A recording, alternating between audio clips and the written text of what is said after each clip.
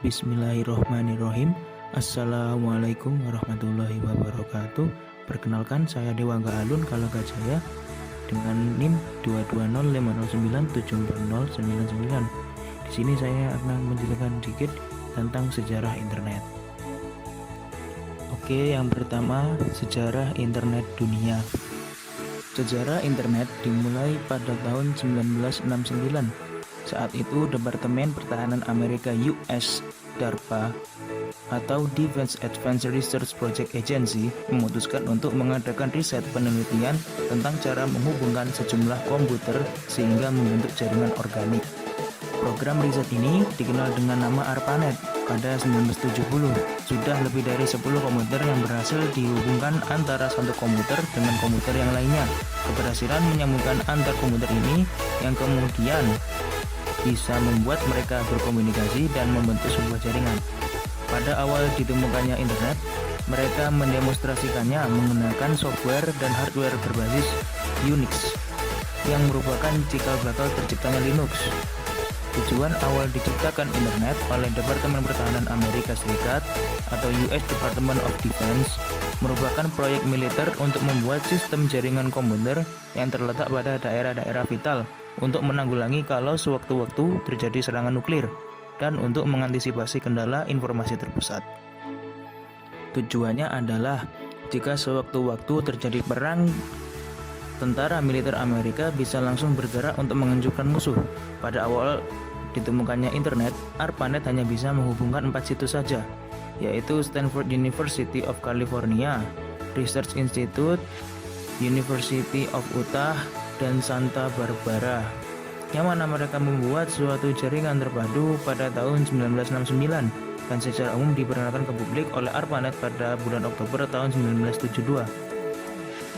Tak lama setelah itu, proyek ini dilirik oleh berbagai universitas di negara tersebut sehingga proyek yang digarap oleh ARPANET berkembang dengan pesat yang mengakibatkan ARPANET kesulitan dalam manajemennya.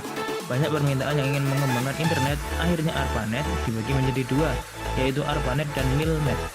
ARPANET fokus untuk menangani non-militer seperti universitas, perusahaan, dan lain-lain, sedangkan MILNET fokus mengurusi keperluan militer. Dari keduanya bergabunglah antara jaringan tersebut yang sekarang dikenal dengan nama DARPA Internet, yang kemudian sekarang dikenal dengan nama internet. Yang kedua, runtutan sejarah internet. Secara urut, sejarah internet bisa dijelaskan dalam beberapa fase berikut ini. Pada tahun 1960-an, Departemen Pertahanan Amerika Serikat melalui Advanced Research Project Agency yang disingkat dengan ARPA merintis sebuah sistem jaringan ARPANET. ARPANET merupakan cikal bakal terbitnya internet. Pada tahun 1980-an, internet mulai digunakan secara terbatas untuk menghubungkan beberapa kampus universitas terkenal di Amerika Serikat. Protokol standar TCP atau IP mulai dipublikasikan ke umum pada tahun 1982. Sistem nama domain mulai digunakan pada tahun 1984. National Science Foundation Network atau NSFNet dibangun pada tahun 1986 dan mulai menggantikan peran ARPANET sebagai jaringan riset di Amerika Serikat. Beberapa jaringan internasional di berbagai negara mulai dibangun dan dihubungkan dengan NSFNet. ARPANET dibubarkan pada tahun 1990, akan tetapi internet tetap terus berkembang sampai sekarang. Awalnya informasi yang bisa didapatkan lewat internet hanyalah informasi berbasis teks. Pada tahun 1990, layanan berbasis tampilan grafis yang WWW atau World Wide Web mulai dikembangkan oleh CERN. Pada tahun 1993, internet didirikan untuk melayani pendaftaran nama domain. Sekitar tahun 1994, internet mulai digunakan di Indonesia. Yang ketiga, sejarah internet masuk Indonesia. Sejarah internet Indonesia dimulai sejak awal tahun 1990-an. Saat itu jaringan internet di Indonesia lebih tinggal dengan paguyuban network, di mana semangat kekeluargaan, gotong royong, dan kerjasama sangat hangat dan terasa di antara para anggotanya. Sedikit berbeda dengan suasana internet Indonesia. Pada perkembangannya kemudian yang terasa lebih komersial dan individual di sebagian aktivitasnya, terutama yang melibatkan perdagangan internet. Dan berikut adalah nama-nama setiap personal yang sudah mengkontribusikan keahliannya dan dedikasinya dalam membangun sejarah komputer di Indonesia. Di antaranya RMS Ibrahim, Adi Sumarta, Suryono, Muhammad Ihsan, Putu, Robi Subiakto, Firman Siregar, Adi Indrayanto, dan Ono W. Yang keempat, sejarah awal masuknya internet ke Indonesia. Inspirasi tulisan-tulisan awal internet Indonesia datang dari kegiatan di amatir radio, khususnya di Amateur Radio Club atau ARC ITB pada tahun 1986. Robi Subiakto merupakan pakar di antara para amatir radio di Indonesia, khususnya untuk komunikasi data paket radio yang kemudian didorong ke arah TCP atau IP. Teknologi paket radio TCP atau IP yang kemudian diadopsi oleh rekan-rekan BPPT, 8, UI, dan ITB yang kemudian menjadi tumbuhan paguyuban net di tahun 1992 sampai dengan 1994.